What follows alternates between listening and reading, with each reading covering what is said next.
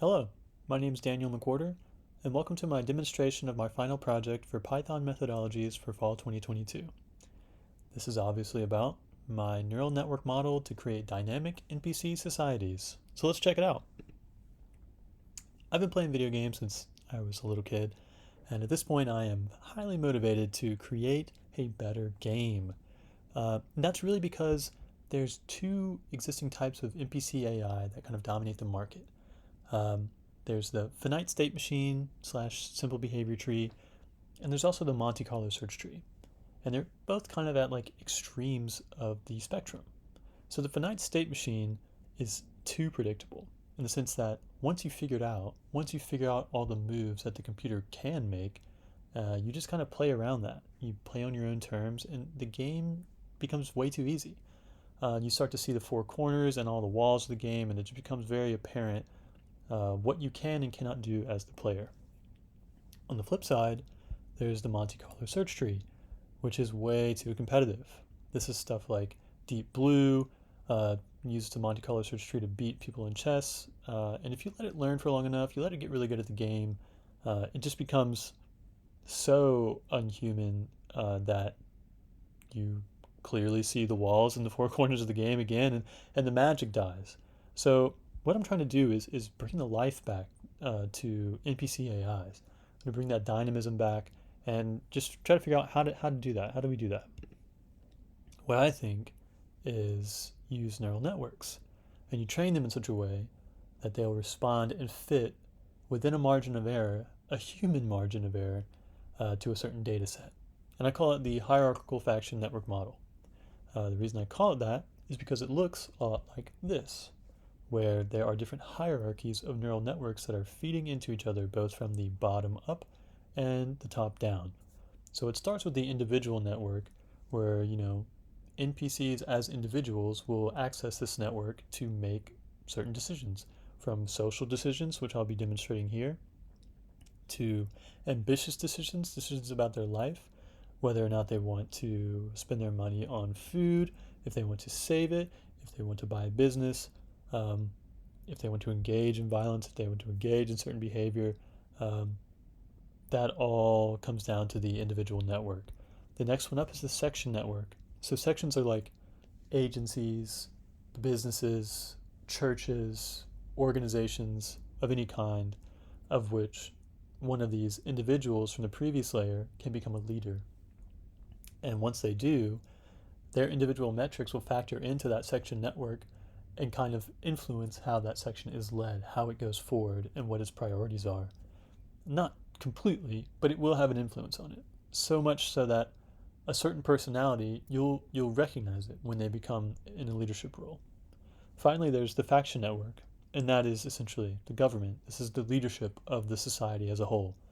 And so the whole goal here is to basically feel the human error and feel the ties that society has on individual NPCs and that individual NPCs have on society. I don't want these neural networks to be extremely competitive. That's not the point. I want them to fit a data set within the human margin of error around 80% so that it's possible for them to make wrong decisions, and then they'll have to access the network again, maybe at a different level or from a different perspective, in order to rectify that. So let's go ahead and get into the data. All right, so I'm going to bring up my library here, and I know it's code, but it's not very technical. Go away, Xcode. I'm not using you right now. Am I blind? Oh, yeah, I am. Okay. So it's not a technical spiel, I promise, but this will help to kind of visualize what the goal is and what I'm trying to build here. And also where the data came from. So I generated this data here on the left, sample X and sample Y. Each one of this one, sample X, will start with is a two-column array of exactly 10,000 wink wink sets of data. So I kind of visualize these in my mind as being two metrics that NPCs are tracking as inputs to make social decisions, whether that be a charisma score and a relationship score or some kind of computation of multiple scores that ended up with this number. Essentially, this is on a scale from -10 to 10, each one of these, and they come in sets. And so I'm thinking of them as numerical social inputs for the NPCs.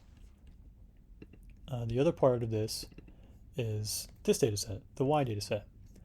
Again, 10K values, wink, wink. But what this is this is 4 categories. And now I know you're thinking, like, why are they all zeros? Because they're not. They're 4 categories of 10K.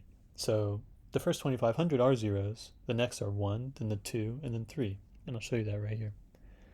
And this data set was generated alongside the one above it, sample X. So they are linked, they do match, and you'll see that when I plot them later. But basically this is, so based off of the 2 coordinates that are in sample X, an NPC is going to make a decision to either put you in category 0, 1, 2, or 3. And category 0 is the NPC is going to plot against you. Category 1 is the NPC is just going to ignore you. Category 2 is the NPC is going to try to converse with you. And category 3 is the NPC is going to invite you to do something. And so this is all very modular. I don't want, the NPC could invite you to do something. It could select that option. Now it has to make a decision about what to invite you to do. The NPC could plot against you, not because it hates you necessarily, but because it sees you as an easy target. So based upon its own morality score, which is not necessarily a part of, or not necessarily at the core, I should say, of the social decision, it might decide to plot against its friends when they become successful. So I want that kind of human dynamism. I want that kind of personality back in the game where you could just sit and watch an NPC society be dynamic. So the other part, I'll go ahead and scroll down. We did the data gen function, is this actual neural network class. So this class is built from all of the classes beneath it. Not a shock, not anything huge. But what it's meant to do is to, when I run the main program, kind of show you how this all works, it's meant to allow the user to build neural networks of any size, and that way I could actually piece together neural networks like I've done today, string them all together into a bigger one, and it will help me create this individual section and faction neural network and actually address it as a single object and also multiple objects all at the same time, which will allow me to actually really tweak it, get in there, and do what I say I want to do with it. So right here. So this is your layer, which consists of inputs and neurons, so you can determine that. I need to factor in some more hidden layer functions and some more output functions, but this is kind of the nuts and bolts of what I'm getting at. So I'll go ahead and move on to the main program now.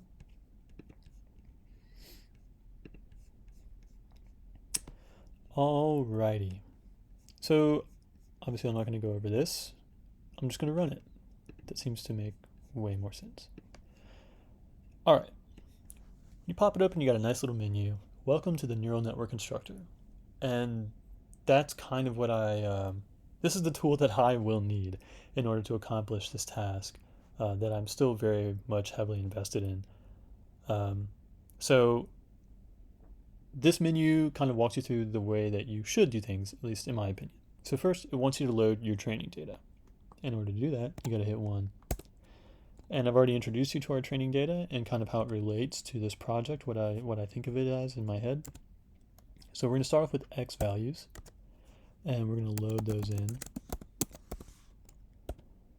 And there it is, they're loaded in. It says, here's a sneak peek, your X data is stored as X. Now, I know that looks kind of dirty, but it's really just for my peace of mind. Having messed around with these matrices so much and trying to save files and load files, and the matrices are actually strings because it's coming from a text file, and I'm trying to convert it to a float, but it's a matrix. So I just want to know that it's there because I've loaded it in had it not been there before. So that's why I did that sneak peek. I want to load in Y now.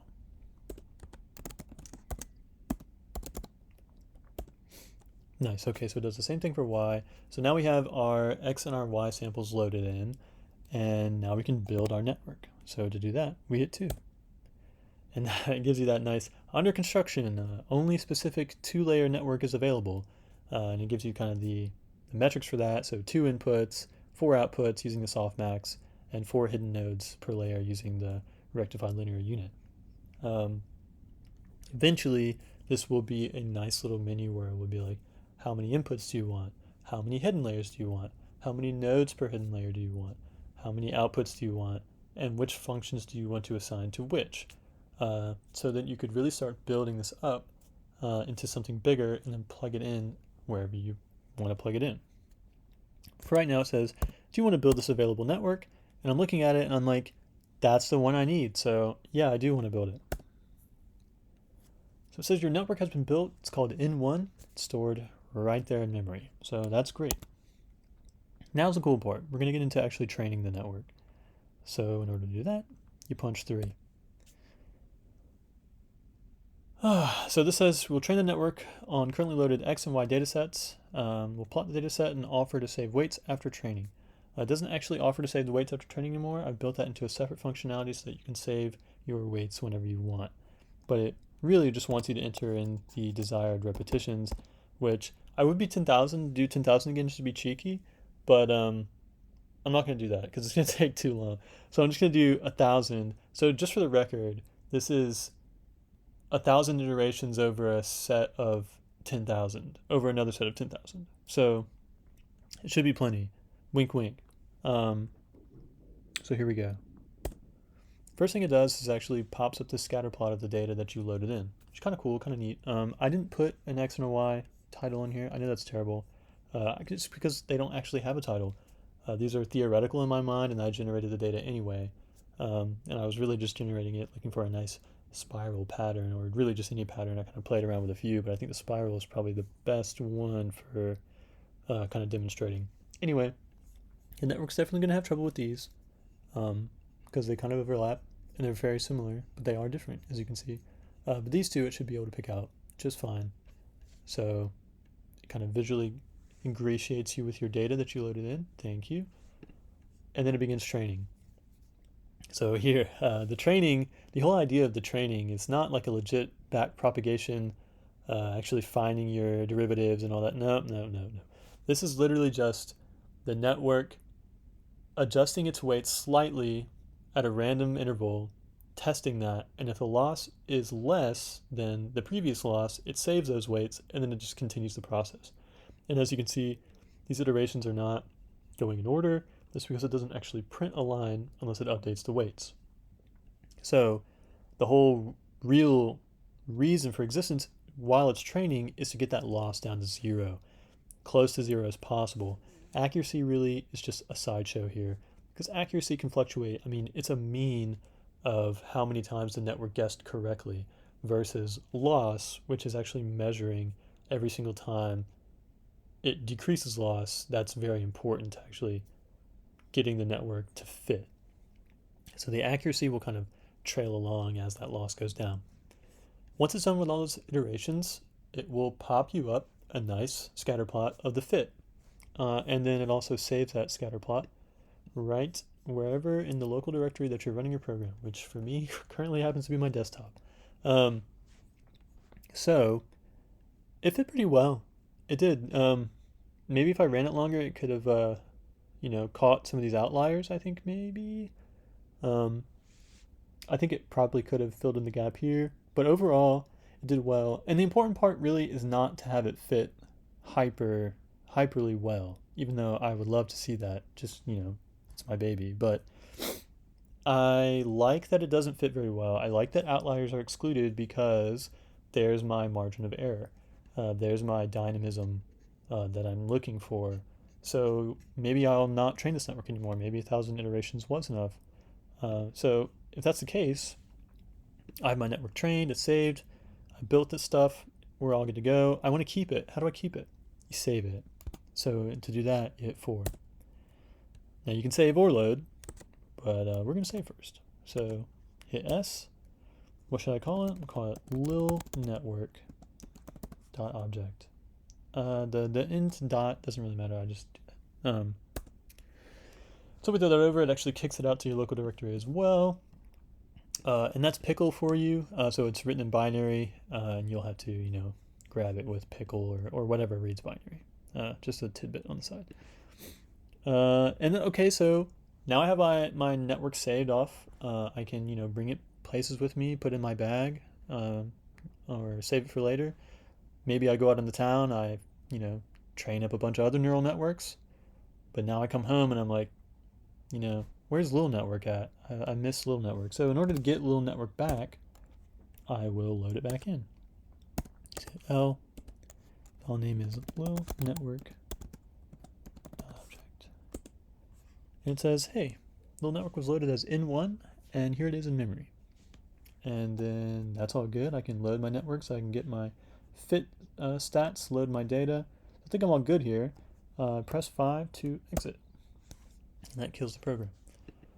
So this is just a tidbit, a very small piece of the overall thing that I want to build, but I think that the speed at which I'm able to build it will increase exponentially as soon as I tackle this modularity problem of being able to build multiple different size neural networks at will through like a constructor like that.